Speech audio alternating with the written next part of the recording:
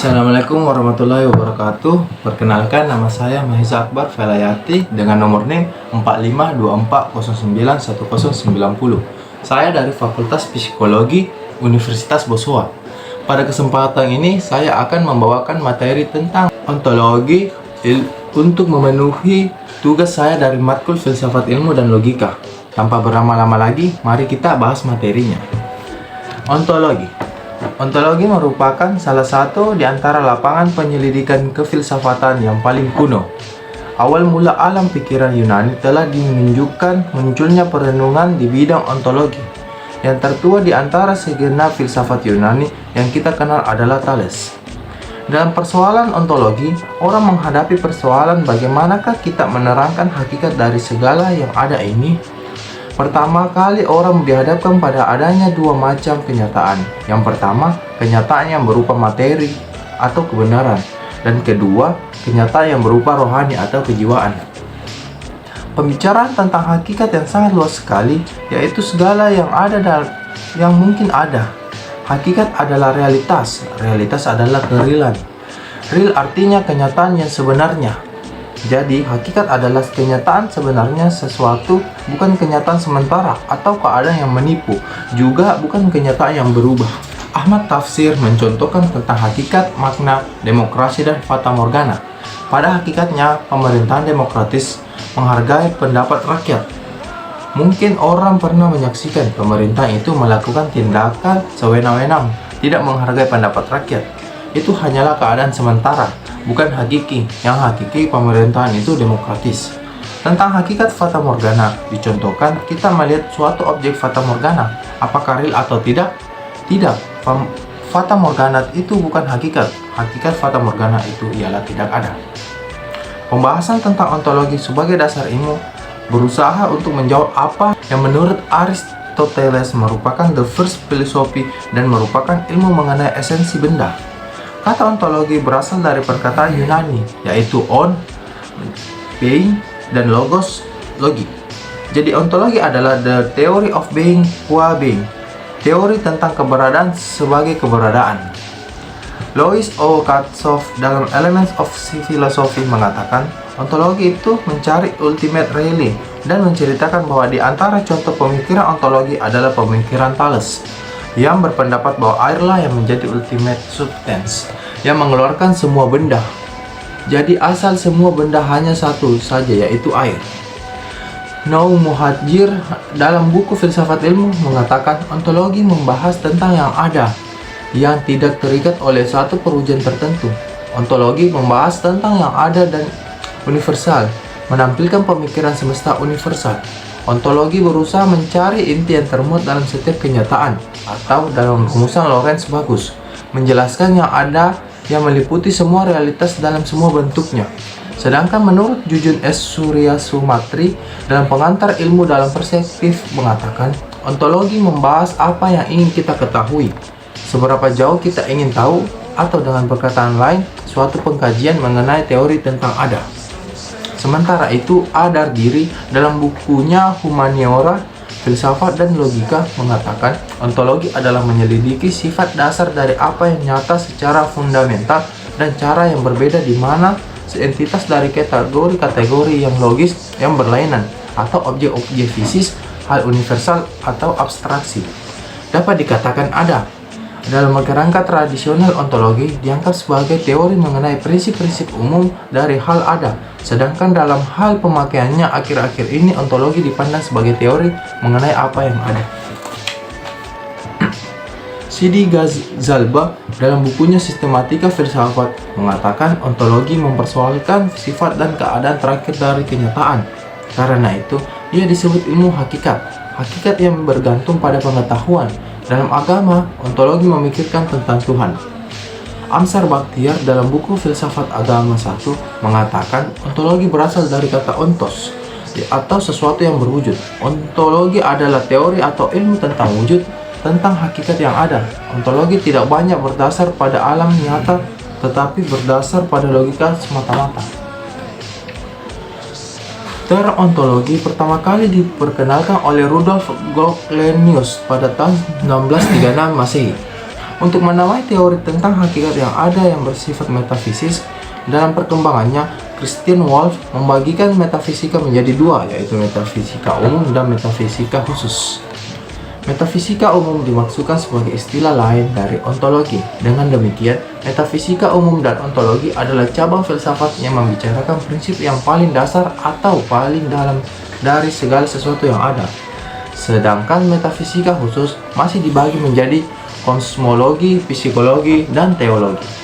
Kosmologi adalah cabang filsafat yang secara khusus membicarakan tentang alam semesta. Psikologi adalah cabang filsafat yang secara khusus membicarakan tentang jiwa manusia. Teologi adalah cabang filsafat yang secara khusus membicarakan Tuhan.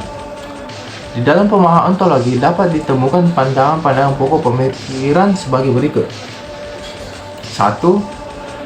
Monoisme. Paham ini menganggap bahwa hakikat yang asal dari seluruh kenyataan itu hanyalah satu saja. Tidak mungkin dua. Haruslah satu hakikat saja sebagai sumber yang asal, baik yang asal berupa materi maupun berupa rohani. Tidak mungkin ada hakikat masing-masing bebas dan berdiri sendiri. Haruslah salah satu merupakan sumber yang pokok dan dominan, menentukan perkembangan yang lainnya. Istilah monisme oleh Thomas Davidson disebut dengan blok universal. Paham ini kemudian berbagi ke dalam dua aliran, yaitu 1. Materialisme. Aliran ini menganggap bahwa sumber yang asal itu adalah materi, bukan rohani. Aliran ini sering juga disebut dengan naturalisme. Menurutnya, bahwa zat mati merupakan kenyataan dan satu-satunya fakta. Yang ada hanyalah materi, yang lainnya jiwa atau ruh tidaklah merupakan suatu kenyataan yang berdiri sendiri. Jiwa atau ruh itu hanyalah merupakan akibat saja dari proses gerakan kebenaran dengan salah satu cara tertentu. Sebenarnya ada sedikit perbedaan di antara dua paham itu. Namun, begitu materialisme dapat dianggap suatu penampakan diri dari naturalisme. Naturalisme berpendapat bahwa alam saja yang ada, yang lainnya di luar alam tidak ada. Yang dimaksud alam di sini ialah segala-segalanya, meliputi benda dan ruh. Jadi benda dan ruh nilai dianggap sebagai alam yang satu. Sebaliknya, materialisme menganggap ruh adalah kejadian dari benda. Jadi tidak sama nilai benda dan ruh seperti naturalisme. Dari segi dimensinya, paham ini sering dikaitkan dengan teori atomisme. Menurut teori ini, semua materi tersusun dari sejumlah bahan yang disebut unsur. Unsur-unsur itu bersifat tetap, tak dapat dirusakkan. Bagian-bagian terkecil dari unsur itu yang dinamakan atom-atom. Atom dari unsur sama rupanya sama pula, dan sebaliknya, namun perbedaan hanya mengenai berat dan besarnya. Mereka bisa bersatu menjadi molekul yang terkecil dari atom-atom itu. Selanjutnya, atom-atom dengan kesatuannya molekul itu bergerak terus-menerus undang-undang tertentu. Jadi, materialisme menganggap bahwa kenyataan ini merupakan suatu mekanis seperti suatu mesin yang besar. Aliran pemikiran ini dipelopori oleh bapak filsafat yaitu Thales. Ia berpendapat bahwa unsur asal adalah aliran karena pentingnya bagi kehidupan. Anaximander berpendapat bahwa unsur asal itu adalah udara dengan alasan bahwa udara adalah merupakan sumber dari segala kehidupan. Demokritos berpendapat bahwa hakikat alam ini merupakan atom-atom yang jumlahnya tak dapat dihitung dan amat halus. Dalam perkembangannya, sebagai aliran yang paling tua, paham ini timbul dan tenggelam seiring roda kehidupan manusia yang selalu diwarnai dengan filsafat dan agama. Alasan mengapa aliran ini berkembang sehingga memperkuat dengan bahwa yang merupakan hakikat adalah pada pikiran yang masih sederhana, apa yang kelihatan yang dapat diraba biasanya dijadikan kebenaran terakhir. Pikiran sederhana tidak mampu memikirkan sesuatu di luar ruang yang abstrak. B. Penemuan-penemuan menunjukkan betapa bergantungnya jiwa pada badan. Oleh sebab itu, peristiwa jiwa melalui dilihat sebagai peristiwa jasmani. C. Dalam bentuk manusia memang bergantung pada benda seperti pada padi. Dewi Sri dan Tuhan muncul dari situ. Semuanya ini memperkuat dugaan bahwa yang merupakan hakikat adalah benda. Kedua, idealisme. Sebagai lawan materialisme adalah aliran idealisme yang dinamakan juga dengan spiritualisme. Idealisme berarti serba cita, sedang spiritualisme berarti serba ruh. Idealisme diambil dari kata ide, yaitu sesuatu yang hadir dalam jiwa. Aliran ini beranggapan bahwa hakikat, kenyataan, dan beraneka ragam itu merupakan berasal dari ruh sukma atau sejenis dengannya, yaitu sesuatu yang tidak berbentuk dan menepati ruang. Materi atau zat itu hanyalah suatu jenis dari penjelmaan rohani. Alasan aliran ini yang menyatakan bahwa hakikat benda adalah rohani, spirit atau sebangsanya adalah A.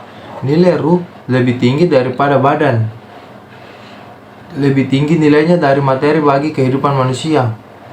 B. Manusia lebih dapat memahami dirinya daripada dunia luar dirinya. C. Materi ialah kumpulan energi yang menepati ruang. Materi bagi penganut realisme sebenarnya tidak ada.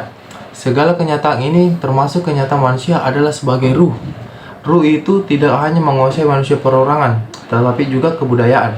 Jadi, kebudayaan adalah perwujudan dari alam cita-cita, dan cita-cita itu dalam rohani. Karenanya, aliran ini dapat disebut idealisme dan dapat disebut spiritualisme. Dalam perkembangannya, aliran ini ditemui pada ajaran Plato dengan teori idenya. Menurutnya, tiap-tiap yang ada di dalam mesti ada idenya, yaitu konsep universal dari setiap sesuatu. Alam nyata yang menempati ruang ini hanyalah berupa bayangan saja dari alam ide itu. Jadi, idelah yang menjadi hakikat sesuatu, menjadi dasar wujud sesuatu. Dalam menjelaskan hakikat ide tersebut, Plato mengarang mitos penunggu gua yang dimuatkan di dalam dialog Politeia yang dikutipkan sebagai berikut. Manusia dapat dibandingkan dengan orang-orang tahanan yang sejak lahirnya terkurung dan terbelenggu di dalam gua. Di belakang mereka ada api menyala, sementara mereka hanya dapat menghadap ke dinding gua. Beberapa orang budak belian berjalan-jalan di depan api itu sambil memikul bermacam-macam benda. Hal itu mengakibatkan bermacam-macam bayangan yang jatuh pada dinding gua. Karena orang-orang tahanan itu tidak dapat melihat ke belakang, mereka hanya menyaksikan bayangan, dan bayangan itu disangka mereka sebagai realitas yang sebenarnya dan tidak ada lagi realitas. Namun, setelah beberapa waktu seorang tahanan dilepaskan, ia melihat di belakang mereka, yaitu di mulut gua api, ada api yang menyala. Ia mulai memperkirakan bahwa bayangan-bayangan yang disaksikan mereka tadi bukanlah realitas yang sebenarnya. Lalu ia dantar keluar gua dan ia melihat matahari yang menyilaukan matahari. Mula-mula ia berpikir bahwa ia sudah meninggalkan realitas. Namun berangsur-angsur ia pun menginspirasi bahwa justru itulah realitas yang sebenarnya. Dan ia menyadari bahwa dulu ia belum pernah menyaksikannya. Lalu ia kembali ke dalam gua, ke tempat kawan-kawannya yang masih diikat di situ. Ia bercerita kepada teman-temannya bahwa yang dilihat mereka pada dinding gua itu bukanlah realitas yang sebenarnya, melainkan hanyalah bayangan. Namun, kawan-kawannya tidak mempercayai perkataannya, dan seandainya mereka tidak terbelenggu, pasti ia akan membunuh siapa saja yang mencoba melepaskan mereka dari belenggunya. Kalimat terakhir ini menyiaskan kematian Socrates. Penjelasan mitos ini adalah bahwa gua adalah dunia yang dapat ditangkap oleh indera. Kebanyakan orang dapat diumpamakan oleh tahanan yang terbelenggu. Mereka menerima pengalaman spontan begitu saja. Namun ada beberapa orang yang mulai memperkirakan bahwa realitas inderawi adalah bayangan. Mereka adalah filosof. Mula-mula mereka merasa heran sekali, tetapi berangsur-angsur mereka menemukan ide yang baik, yaitu matahari sebagai realitas tertinggi. Untuk mencapai kebenaran yang sebenarnya itu, manusia harus mampu melepaskan diri dari pengaruh indera yang menyesatkan itu. Aristoteles memberikan sifat kerohanian dengan ajarannya yang menggambarkan alam ide itu sebagai sesuatu tenaga yang berada dalam benda-benda itu sendiri dan menjalankan pengaruhnya dari dalam benda itu. Pada filsafat modern, pandangan-pandangan ini mula-mula kelihatan pada George Berkeley yang menyatakan objek fisik adalah ide-ide. Kemudian Immanuel Kant, Fichte, Hegel, dan Schelling. Lanjut 2. Dualisme. Setelah kita memahami bahwa hakikat itu satu, monisme, baik materi ataupun rohani, ada juga pandangan yang mengatakan bahwa hakikat itu ada dua, yaitu dualisme. Aliran ini berpendapat bahwa benda terdiri dari dua macam hakikat sebagai asal sumbernya, yaitu hakikat materi dan hakikat rohani. Benda dan ruh, jasad dan spirit. Materi bukan muncul dari ruh, dan ruh bukan muncul dari benda. Sama-sama hakikat. Kedua macam hakikat itu masing-masing bebas dan berdiri sendiri. Sama-sama azali dan abadi. Hubungan keduanya menciptakan kehidupan dalam alam ini. Tokoh paham ini adalah Descartes, yang dianggap sebagai bapak filsafat modern. Ia menamakan kedua hakikat itu dengan istilah dunia kesadaran atau rohani dan dunia ruang atau kebendaan. Ini tercantum dalam buku Discours de la Méthode dan Méditation de Prime Philosophy. Dalam bukunya ini pula ia menuangkan metode yang terkenal dengan Cogito Descartes atau metode keraguan Descartes atau Cartes Dogme. Di samping Descartes ada juga Benedictus de Spinoza dan Gottfried Wilhelm von Leibniz. Descartes merupakan segala sesuatu yang dapat diragukan. Mula-mula ia mencoba meragukan semua yang dapat diindra, objek yang sebenarnya tidak mungkin diragukan. Dia meragukan badannya sendiri. Keraguan itu menjadi mungkin karena pada pengalaman mimpi, halusinasi, ilusi, dan juga pada pengalaman dengan ruh halus ada yang sebenarnya itu tidak jelas. Pada 4 keadaan, seseorang dapat mengalami sesuatu seolah-olah dalam keadaan yang sesungguhnya. Di dalam mimpi, seolah-olah seseorang mengalami sesuatu yang sungguh-sungguh terjadi persis seperti tidak mimpi. Begitu pula pada pengalaman halusinasi, ilusi, kenyataan gaib. Tidak ada batas tentang antara mimpi dan jaga. Akibatnya, ia menyatakan bahwa ada satu yang tidak dapat diragukan, yaitu saya sedang ragu. Boleh saja badan saya ini saya ragukan adanya, hanya bayangannya, misalnya hanya seperti dalam mimpi. Tetapi mengenai saya sedang ragu benar-benar tidak dapat diragukan adanya. Aku yang sedang ragu ini disebabkan oleh aku berpikir. Kalau begitu, aku berpikir pasti ada dan benar. Jika berpikir ada, berarti aku ada, sebab yang berpikir itu aku. Cogito ergo sum. Aku berpikir, jadi aku ada. Paham ini kemudian terkenal dengan rasionalisme, yaitu paham filsafat yang mengatakan bahwa akal adalah alat terpenting dalam memperoleh pengetahuan dan mengetes pengetahuan. Umumnya, manusia tidak akan mengalami kesulitan untuk menerima prinsip dualisme ini, karena setiap kenyataan lahir dapat segera ditangkap oleh panca indera kita, sedang kenyataan batin dapat segera diakui adanya oleh akal dan perasaan hidup. 3. Pluralisme. Paham ini berpendapat bahwa segenap macam benda merupakan kenyataan. Pluralisme bertolak dari keseluruhan dan mengatakan bahwa segenap macam bentuk itu semuanya nyata. Pluralisme dalam Dictionary of Philosophy and Religion dikatakan sebagai paham yang menyatakan bahwa kenyataan alam ini tersusun dari banyak unsur, lebih dari satu atau dua entitas. Tokoh aliran ini pada masa Yunani kuno adalah Anaxagoras dan Empedocles yang menyatakan bahwa substansi yang ada di itu terbentuk dari terdiri 4 unsur, yaitu tanah, air, api, dan udara. Tokoh modern aliran ini adalah William James, kelahiran New York dan terkenal sebagai seorang psikolog dan filsuf Amerika.